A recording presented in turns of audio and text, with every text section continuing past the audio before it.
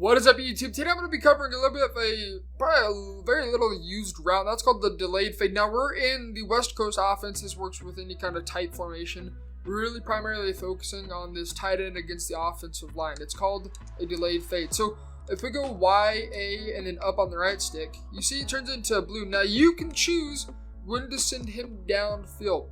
This is particularly useful when you're going against a user, whether they're being using on the middle linebacker or the safety that's in a hook curl, whatever it may be. It's fantastic to use against a user. Ironically, use user. Anyways, so while this may be good against a user, you're really going to struggle against somebody that's going to be on a defensive line in which they don't bother using any of the linebackers or whatever the case may be. Simply because there's nothing to really occupy the user itself. I want to give you guys a little bit of an example right here. Now, we're gonna do our best right here to try and simulate a user. I'm gonna drop freaking Geno Atkins into a spy right here. But what we're gonna do is, you can choose when he goes, and to release him, you're just gonna hit the A button. It's just his corresponding button, whatever the button may be. It's generally almost always A. When it's a tight end. We're going to go ahead and just snap the ball. You can see right there, we can release him at any point in time. Right now, we're going to go ahead and release him upfield. That was a terrible throw. We get bailed out by Juju Smith. But you guys can kind of get the idea and maybe start working this in with your schemes. For example, this is a way that I might attack this coverage. I don't know, but this is a way that I might attack this cover 3 stock. Something like this. Now, this is more likely going to be a cover 3 one-play touchdown, but let's just say the user chases after the streak ran by Juju Smith-Schuster. Let's just say he chases him all the way down. So I'm going to go ahead and man him up. This is going to be the best way I can represent a user. Again, it's not perfect. I can't user and throw the ball at the same time. It's really, really difficult. But this is going to be the best bet to give a representation, an accurate representation of what the user might do. So we're going to go ahead and release him.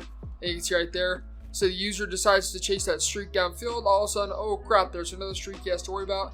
And by that point in time, he's no longer able to get there and catch up to be able to make a play on the tight end running this little delayed fade.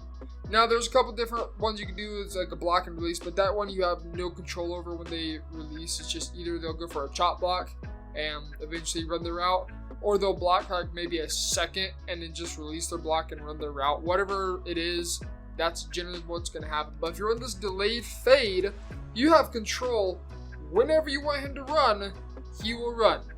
It's always going to be a fade route. It's never going to be like a slant, a streak, a drag. It's always just going to be that fade. So it's always going to be straight down the field. So keep that in mind when you're facing a user. Again, I'm going to try and represent what a user might do. He may take away the streak, and I may do something like this to attack and cover 3. I don't know. But instead, we're going to put A on the delayed fade. We're going to hold off, and we're going to go ahead and throw the ball when we think it's good time. So right here, release. Okay.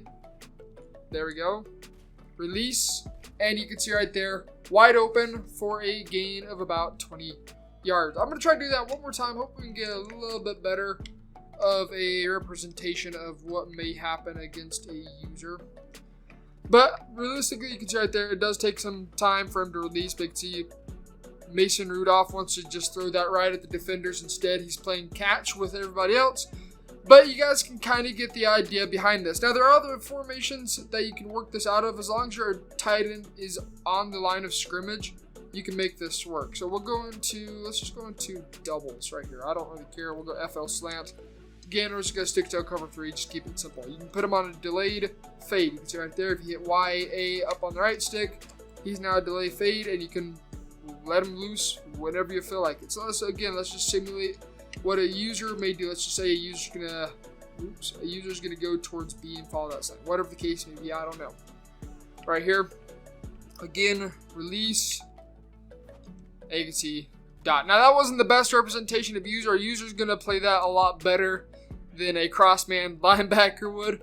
But you guys can see right there, it's super effective when you're attacking a user because user's not gonna actually expect when that happens. Like, you may never release the tight end. You may just keep him in for blocking the whole time and look for somebody else. Or you may decide to send him down the field on that fade route. It's all up to you, and it really depends on how the user is reacting. I've said user a lot because that's really what we're taking advantage of when we're doing this delayed fade, is we're forcing the user to either guard what he's going to stay committed to, or come back to the tight end on this delay fade.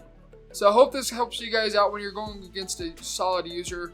I certainly need to start implementing this a lot more into my own game plans as well. So if you guys are new to the channel, be sure you hit that subscribe button for more money plays, tips, etc. And until next time, this has been T Meister. See ya.